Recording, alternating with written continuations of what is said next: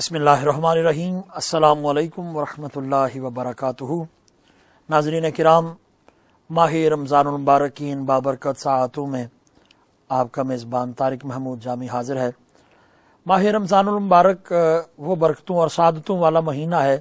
جس کی ہر گھڑی، جس کی ہر ساعت، جس کا ہر لمحہ رحمت آفرین ہے۔ پروردگار عالم کی رحمتیں چھما چھم برستی ہیں، شیاطین کو جکڑ دیا جاتا ہے، نیکیاں آسان کر دی جاتی ہیں۔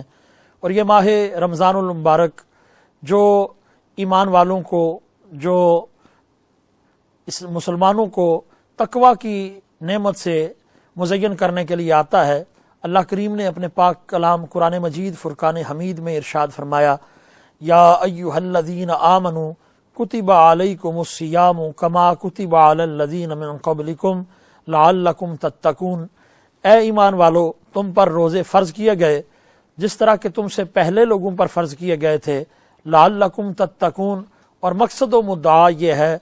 کہ تم تقوی شعار بنو، تمہیں پرہیزگاری نصیب ہو جائے، تمہارے دلوں کو تزکیہ کی دولت مل جائے۔ ناظرین کرام، ماہ رمضان المبارک میں اہل ایمان روزہ رکھتے ہیں، سحر و افطار کرتے ہیں، نماز تراویح پڑھتے ہیں، ذکر کی، تسبیحات کی، تحلیل کی اور تحمید کی کثرت ہوتی ہے، نیکیاں کرنا آسان ہو جاتا ہے۔ اہل ایمان اس ماہ رمضان المبارک میں اپنے پروردگار کو راضی کرنے کی کوشش کرتے ہیں۔ اہل ایمان اپنے پروردگار کے احکامات کی بجا آوری میں کوشش کرتے ہیں۔ اس لیے آپ دیکھتے ہیں کہ مساجد میں تعداد بڑھ جاتی ہے، لوگ اہل ایمان اس ماہ رمضان المبارک میں اللہ کے دیے ہوئے مال میں سے خرچ کرتے ہیں، وہ زکوٰۃ بھی ادا کرتے ہیں، صدقات بھی ادا کرتے ہیں۔ اسی طرح اس ماہ رمضان المبارک میں ایک اور مالی صدقہ لازم ہو جاتا ہے جسے صدقہ فطر کہا جاتا ہے۔ اللہ کے پیارے حبیب صلی اللہ علیہ وآلہ وسلم نے ارشاد فرمایا کہ مومن کے روزے زمین و آسمان کے درمیان معلق رہتے ہیں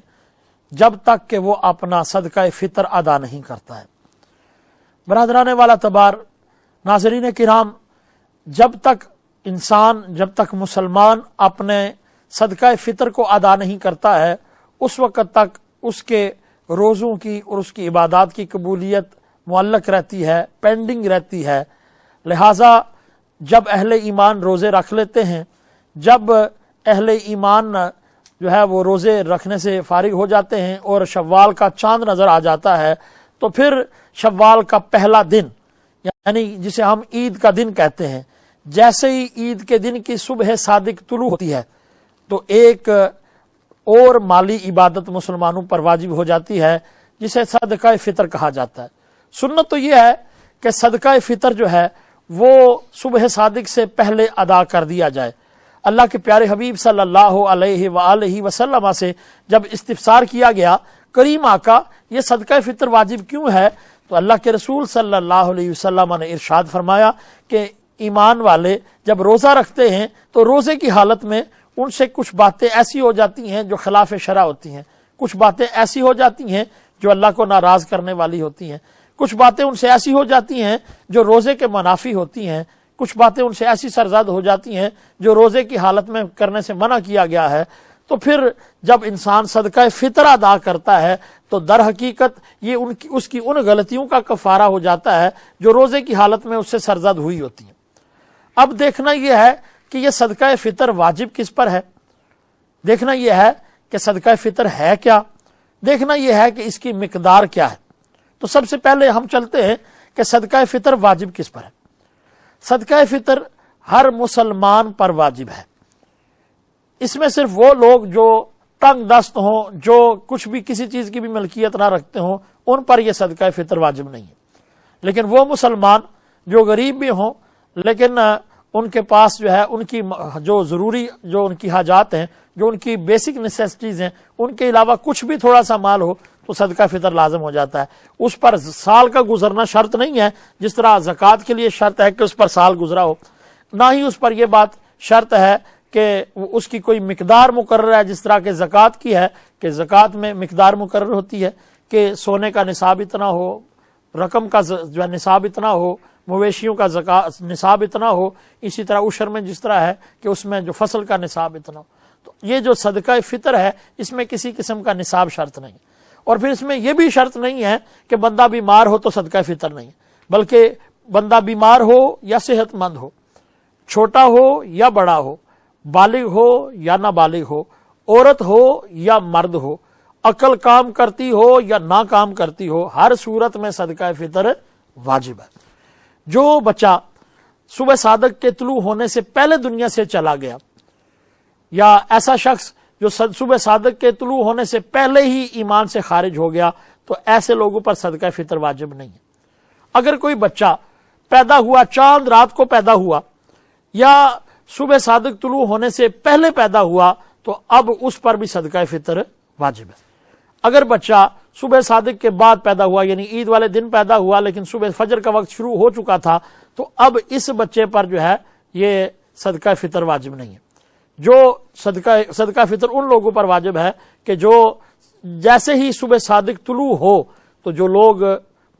بھلے وہ چھوٹے بچے ہوں، وہ بڑے ہوں، وہ غریب ہوں، امیر ہوں، وہ بزرگ ہوں، بالغ ہوں، نہ بالغ ہوں، سب پر صدقہ فطر واجب ہے۔ اب صدقہ فطر کی مقدار کیا ہے؟ صدقہ فطر کی 4 نصاب ہیں صدقہ فطر کے۔ جو اس کا سب سے کم نصاب ہے یہ ان لوگوں کے لیے ہے جو لوگ بہت ہی زیادہ مالی طور پر غریب ہوں،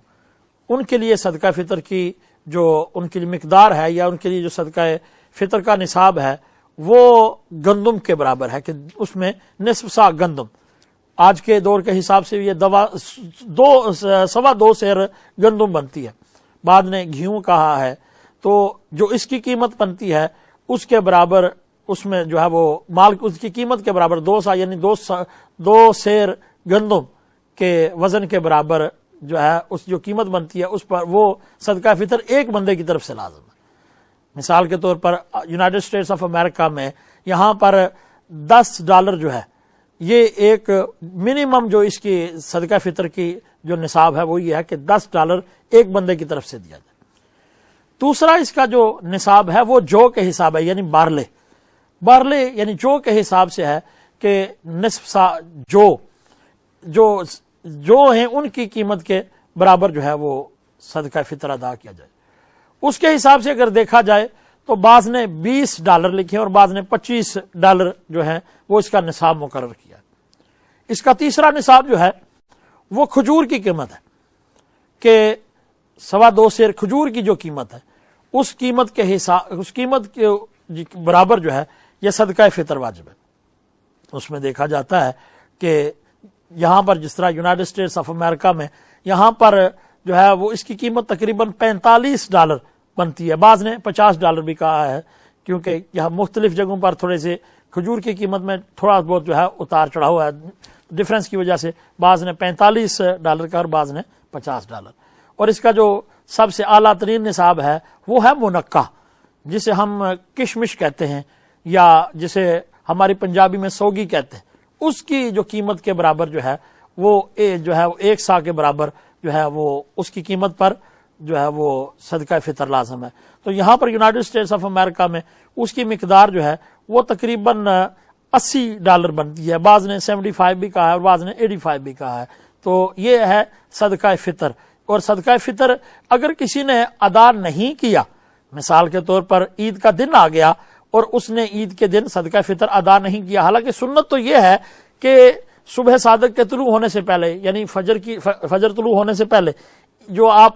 آخری روزہ ہے اس دن ادا کرنا یہ اللہ کے پیارے حبیب صلی اللہ علیہ وسلم کی سنت ہے۔ لیکن اگر آپ نے پہلے ادا نہیں کیا تو جیسے ہی عید کا دن آئے گا تو عید کے دن جیسے ہی فجر کا وقت ہوگا تو اب یہ صدقہ فطر واجب ہو جائے گا۔ اگر کسی نے صدقہ فطر جو ہے وہ ادا نہیں کیا تو جب تک وہ ادا نہیں کرے گا یہ اس کے ذمہ سے ساقط نہیں ہوگا، اس کو ہر صورت اس کو ادا کرنا ہی پڑے گا۔ اس لیے صدقہ فطر اگر کسی نے، اس میں یہ بھی ہے کہ ادا نہیں کیا، اگر کسی نے 1 ماہ گزر گیا، 2 ماہ گزر گئے، 3 ماہ گزر گئے، اس نے پھر ادا کیا تو اب اس کو قضا نہیں کہیں گے، بلکہ جب بھی یہ کرے گا یہ ادا ہی ہوگا۔ لیکن اس میں یہ بات بھی ذہن نشین رہے، کیونکہ اللہ کے حبیب صلی اللہ علیہ وآلہ وسلم نے یہ ارشاد فرمایا ہے کہ جب تک کہ بندہ صدقہ فطر ادا نہ کرے اس کے روزے اس کی عبادات جو ماہ رمضان المبارک کی ہیں یہ ساری کی ساری زمین اور آسمان کے درمیان معلق رہتی ہیں۔ اصل میں صدقہ فطر کا جو مقصد ہے، جس طرح حضور نے فرمایا کہ انسان جو روزے کی حالت میں جو غلطیاں کوتاہیوں سے درگزر ہو جاتی ہیں، سرزد ہوتی ہیں، تو اس کی کمی کو پورا کرنے کے لیے ایسا ہے۔ لیکن یہ ماہ رمضان المبارک میں آپ دیکھتے ہیں کہ صدقات دیے جاتے ہیں، عطیات دیے جاتے ہیں، اہل ایمان زکوٰۃ بھی جو ہے وہ اس میں ادا کرتے ہیں، چونکہ اس میں اجر بڑھ جاتے ہیں۔ لیکن پیارے حبیب صلی اللہ علیہ وسلم کی جو سنت ہے وہ شعبان المعظم میں زکوٰۃ ادا کرنا ہے، چونکہ حضور پر تو فرض نہیں ہوئی کبھی بھی، چونکہ حضور نے کبھی اتنا مال ہوا ہی نہیں اور اس پر جو ہے وہ سال گزرے۔ لیکن حضور کے صحابہ کو جو حضور نے حکم فرما رکھا تھا وہ یہ ہے کہ اپنے مالوں کی جو زکوٰۃ ہے یہ شعبان میں دے دو، تاکہ لوگوں کو روزہ رکھنے میں، لوگوں کو جو سحر و افطار کرنے میں آسانی ہو جائے۔ یہ سارا کچھ اس لیے ہے تاکہ ایک بندہ مومن کے دل سے مال کی محبت نکل سکے۔ یہ صرف اس لیے ہے کہ جب بندہ اللہ کے دیے ہوئے مال میں سے خرچ کرے تو اس کے دل میں سوائے اللہ کے کسی چیز کی محبت نہ ہو، یہ دنیا کا مال اس کے دل میں جگہ نہ بنانے پائے، بلکہ اس کا پروردگار، اس کے رب کو راضی کرنا، اپنے پروردگار کی خوشنودی اور رضا طلبی ایک بندہ مومن کا سب سے بڑا ٹارگٹ ہوتی ہے۔ ایک بندہ مومن کے لیے جو سب سے بڑی خوشی کی چیز ہوتی ہے، اس کے لیے جو زندگی کا مقصد ہوتا ہے وہ اپنے پروردگار کو راضی کرنا ہوتا ہے۔ اس لیے یہ جو صدقات ہوتے ہیں، اس لیے جو انسان سے غلطیاں ہوتی ہیں اس کی بھی جو ہے وہ کفارے جو رکھے گئے ہیں، وہ غلام کو آزاد کرنا ہے، وہ مسکینوں کو کھانا کھلانا ہے۔ اسی طرح رمضان المبارک کے جو روزے کسی سے رہ جاتے ہیں، بیمار رہتا ہے، زندگی میں ادا نہیں کر سکتا، فدیہ دینا پڑتا ہے، تو وہ بھی بھوکے کو جو ہے وہ کھانا کھلانے کی شکل میں ہے۔ در حقیقت جہاں یہ انسان پروری ہے، جہاں یہ ایک انسان کی مدد کرنا ہے، جہاں انسان کی خدمت کا احساس دلانا ہے، وہیں بندہ مومن کے دل سے مال کی محبت کو بھی دور کرنا ہے، تاکہ اس کے دل میں ساری محبتوں پر ایک محبت غالب رہے، اور وہ اس کے آقا و مولا محمد مصطفیٰ صلی اللہ علیہ وسلم کی محبت ہے، اور اس کے رب، اس کے اللہ، اس کے الہ واحد کی محبت ہے۔ اللہ کریم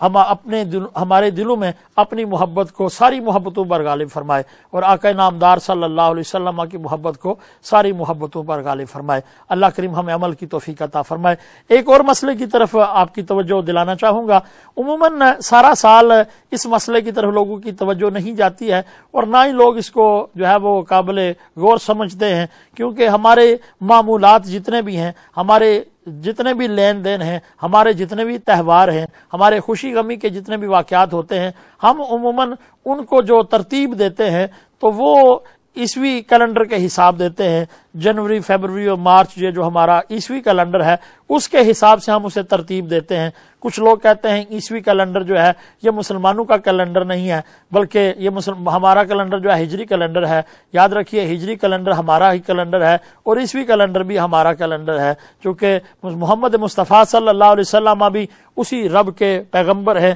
اور جناب عیسیٰ علیہ نبی علیہ السلام بھی اسی رب کے پیغمبر ہیں، اور وہ دونوں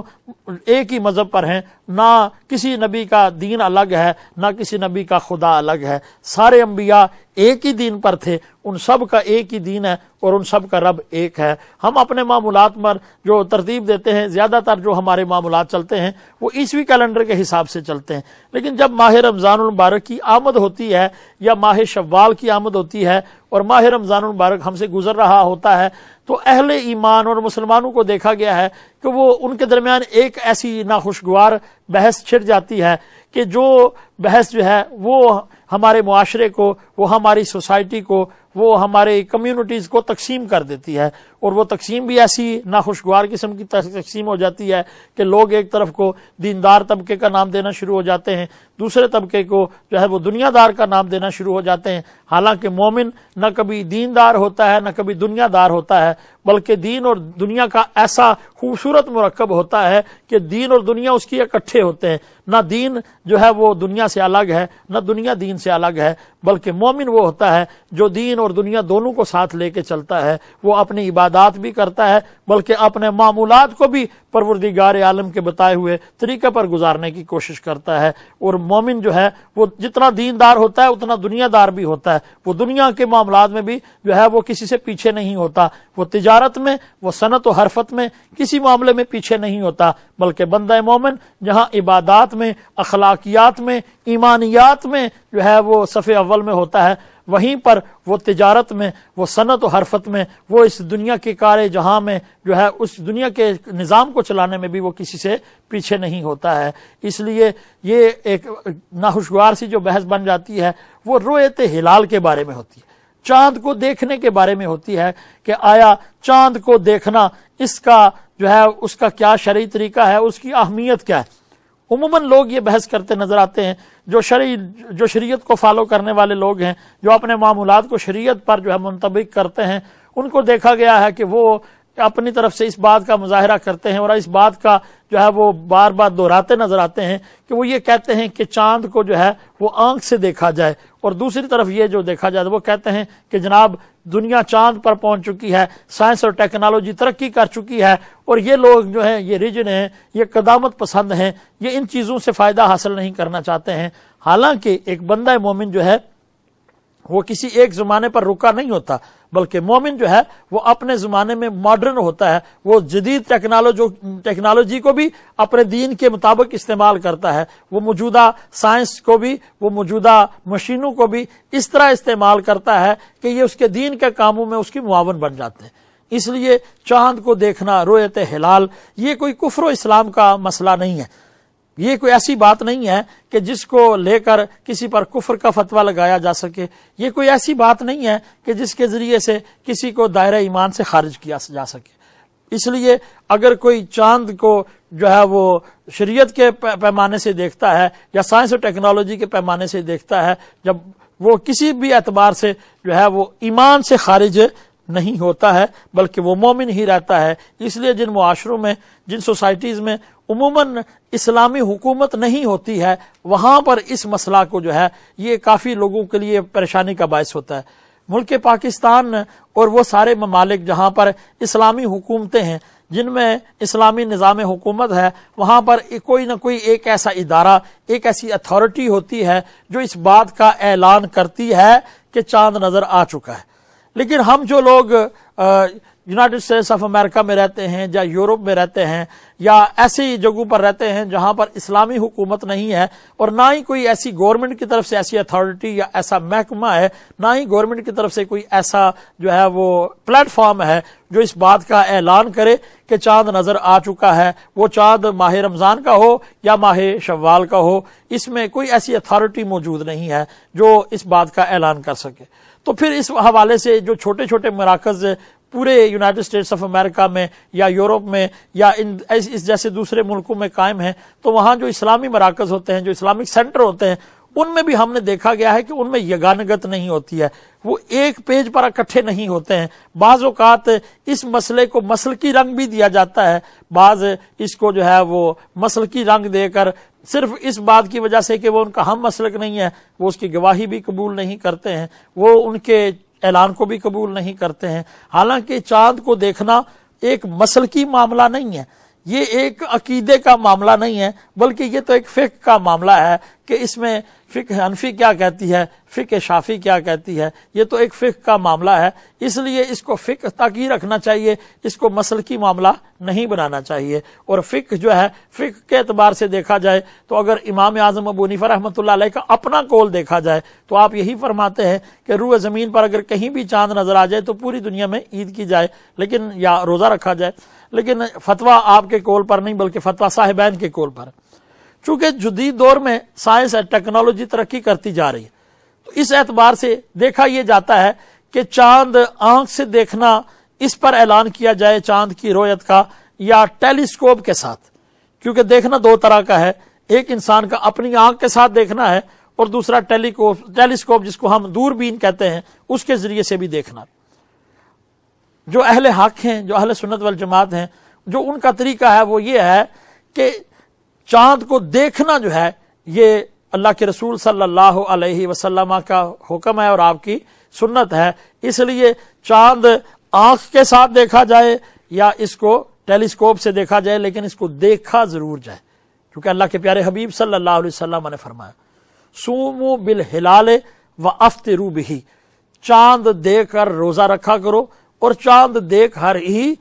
عید کیا کرو۔ فَإِنْ غُمَّ عَلَيْكُمْ، لیکن اگر مطلع ابر آلود ہو، کیونکہ کئی بار ہوتا ہے کہ موسم کلیئر نہیں ہوتا ہے، بادل ہوتے ہیں، کلاؤڈز ہوتے ہیں، بارش ہو رہی ہوتی ہے، تو حضور نے فرمایا فَإِنْ غُمَّ عَلَيْكُمْ فَاكْمِلُوا عِدَّةَ الثَّلَاثِينَ، اگر تمہارے اوپر معاملہ جو ہے وہ اس طرح کا شکوک و شبہات والا بن جائے، اگر بادل آ جائیں تو پھر کیا کیا کرو، اس مہینے کے 30 دن پورے کر لیا کرو، کیونکہ اسلامی مہینہ یا 29 دن کا ہوگا یا 30 دن کا ہوگا، 31 کا اسلامی مہینہ تو ہوتا ہی نہیں ہے۔ اس لیے یہ کوئی ایسا مسئلہ نہیں ہے کہ جس پر کفر و اسلام کی جنگ بنا دی جائے یا جس کی بنا پر لوگوں کو دائرہ اسلام سے خارج کیا جائے۔ اس لیے ہمیں چاہیے کہ ہم صبر کا دامن اور اعتدال کا دامن کبھی بھی نہ چھوڑیں۔ اب مسئلہ کیا ہے؟ اب مسئلہ کہ کس طرح دیکھا جائے اور کس طرح دیکھنے کا حکم ہے۔ اگر ہم جامعہ الازہر کی طرف جاتے ہیں تو جامعہ الازہر میں جو دیکھنے کا جو پیمانہ اور وہ جو فتویٰ جاری ہے جسے گلوبل مون سائٹنگ کہتے ہیں، تو گلوبل مون سائٹنگ کا طریقہ یہ ہے کہ وہ سارے علاقے جو رات میں مشترک ہیں، وہ بھلے 1 گھنٹہ ہی ہو، یعنی ایک علاقے میں رات جا رہی ہو، دوسرے علاقے میں رات آ رہی ہو، تو ان سب کا ہاریزن، ان سب کا مطلع ایک ہے۔ مثال کے طور پر ہم لوگ واشنگٹن ڈی سی میں رہتے ہیں، تو یہاں جب رات جا رہی ہوتی ہے تو سعودی عربیہ میں رات آ رہی ہوتی ہے، یا جب وہاں پر رات جا رہی ہوتی ہے تو یہاں پر رات آ رہی ہوتی ہے، وہاں پر رات ختم ہو رہی ہوتی ہے تو یہاں رات شروع ہو رہی ہوتی ہے۔ تو اس اعتبار سے یہاں پر رہنے والے بھی اہل ایمان جو اس فتویٰ پر عمل کرتے ہیں جسے گلوبل مون سائٹنگ کہتے ہیں، تو وہ اس بات پر متفق ہیں اور وہ سعودی عربیہ کو بھی ایک ہاریزن یا ایک مطلع مانتے ہیں، اور جو اعلان سعودی عربیہ سے ہوتا ہے چاند دیکھنے کا اس پر وہ عمل کرتے ہیں۔ جس طرح کی مثال موجود ہے اسٹیٹ نیو یارک کی، جو نیو یارک اسٹیٹ ہے وہاں پر اکثر جو اسلامی مراکز ہیں، جو مساجد ہیں، انہوں نے اس بات کا اعلان کر رکھا ہے کہ جو بھی رویت کا اعلان سعودی عربیہ کی طرف سے ہوگا ہم اسی کو فالو کریں گے۔ ہمارا اس میں موقف یہ ہے کہ چاند دیکھنا شرط ہے۔ اگر سعودی عربیہ میں اس بات کا خیال رکھا جائے کہ چاند کو دیکھا جائے، نہ کہ ان کا جو کیلنڈر ہے جسے القرآن کیلنڈر کہتے ہیں، کسی کیلنڈر کے اعتبار سے عید کرنا یہ سنت نہیں ہے اور یہ درست بھی نہیں ہے۔ کسی کا کئی صدیوں کا پہلے کیلنڈر بنا دینا، کئی سالوں کا کیلنڈر بنا دینا اور پھر اس کیلنڈر کو فالو کرنا، یہ شریعت کا طریقہ نہیں ہے، بلکہ شریعت کا طریقہ مصطفیٰ کریم صلی اللہ علیہ وسلم کا فرمان ہے کہ صوموا بالہلال وافطروا بہ، اور اسی کو فالو کرنا چاہیے۔ ہم کہتے ہیں اگر سعودی عربیہ میں ایسی اتھارٹی ہو جو چاند دیکھنے کا اہتمام کرے تو پھر جو ہے وہ دوست اس فتویٰ پر عمل کریں، اور جو اس فتویٰ پر جسے گلوبل مون سائٹنگ کا نام دیتے ہیں اس پر وہ عمل کر سکتے ہیں، اور پھر جو ہے وہ مطلع ان کا ایک ہاریزن اور ایک مطلع ہوگا۔ لیکن اگر وہاں ان کے کیلنڈر کے اعتبار سے ہو تو پھر ہم اس بات کو نہیں مانتے ہیں، کیونکہ جب تک مصطفیٰ کریم صلی اللہ علیہ وسلم کے فرمان پر عمل نہیں ہوگا تب تک شریعت کا حکم مکمل نہیں ہوتا۔ اب دیکھنا یہ ہے کہ آنکھ کے ساتھ دیکھنا اور پھر ٹیلیسکوپ کے ساتھ دیکھنا، ایک ہوتی ہے چاند کی برتھ اور ایک ہوتی ہے چاند کی رویت۔ چاند کی رویت یہ ہے کہ جب چاند اتنا بڑا ہو جائے کہ چاند نظر آئے۔ اب رویت کی بھی 2 قسمیں ہیں، ایک ہے انسانی آنکھ سے دیکھنا، دوسرا ہے ٹیلیسکوپ کے ساتھ دیکھنا۔ چاند کی برتھ کیا ہے؟ چاند کی برتھ یہ ہے کہ جب چاند اور سورج کے درمیان زمین آ جاتی ہے اور چاند بالکل تاریک ہو جاتا ہے۔ آپ کو پتہ ہے چاند میں خود روشنی نہیں ہے، بلکہ چاند سورج کی روشنی کے ساتھ چمکتا ہے۔ تو جب چاند اور سورج کے درمیان زمین آ جاتی ہے اور وہ مکمل چاند کو ڈھانپ لیتی ہے اور چاند تک سورج کی روشنی نہیں جاتی ہے اور وہ مکمل زمین کے پیچھے چھپ جاتا ہے، تو اس وقت کو کہتے ہیں چاند کی برتھ۔ یہ وہ وقت ہوتا ہے جسے چاند کی برتھ کہا جاتا ہے۔ اور پھر جب چاند حرکت کرتا ہوا اتنا بڑا ہو جائے اور اس پر سورج کی روشنی اتنی پہنچنا شروع ہو جائے کہ اس کو ٹیلیسکوپ سے دیکھ لیا جائے، تو یہ چاند کی برتھ سے لے کر اس کی جو پیدائش ہے، یہ پہلے چونکہ یونائٹڈ اسٹیٹس آف امریکہ میں ناسا کی جو ٹیلیسکوپ ہبل تھی، سب سے پہلے اس کے ساتھ اسے دیکھا جا سکتا تھا، اور اس کی عمر جب چاند کی عمر 22 گھنٹے ہو جائے،